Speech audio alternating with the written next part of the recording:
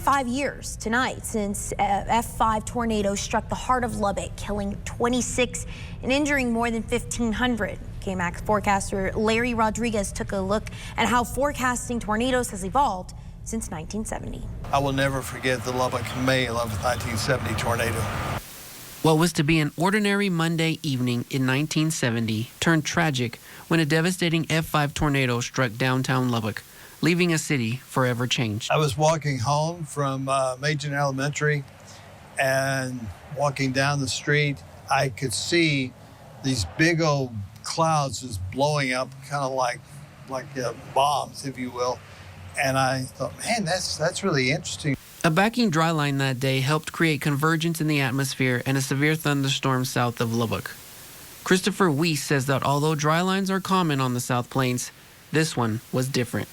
1970 tornado event was, I guess, kind of a standard springtime setup here. We had a lot of warm, moist air over the region, and a dry line, which separates dry air to the west from the moist air to the east. And what was kind of unique about this event was that the storms actually formed along the dry line, not during the afternoon when we have the peak, heating of the ground like we typically see this time of year.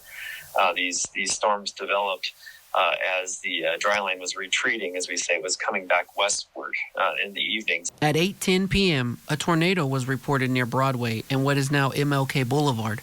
An hour later, a second and powerful tornado was reported near Texas Tech, leaving behind a path of destruction. When we started looking toward the east, we saw that the 15-story second tallest building in Lubbock was heavily damaged. There was the windows were blown out, the curtains were hanging loose. It took a beating, and then of course we saw the Metro Tower, and many people thought it was going to fall. With the advancement of technology, forecasting severe weather has greatly improved.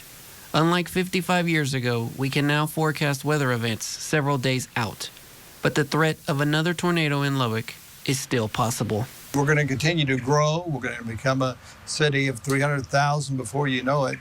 I do think, if this event were to, repeat today, we'd have a much better ability to anticipate that. We have a National Weather Service that just has laser focus on these types of events. Constantly watching minute by minute, these storms as they evolve. So I think the anticipation we would have had much better handle on. Larry Rodriguez, KAMC News.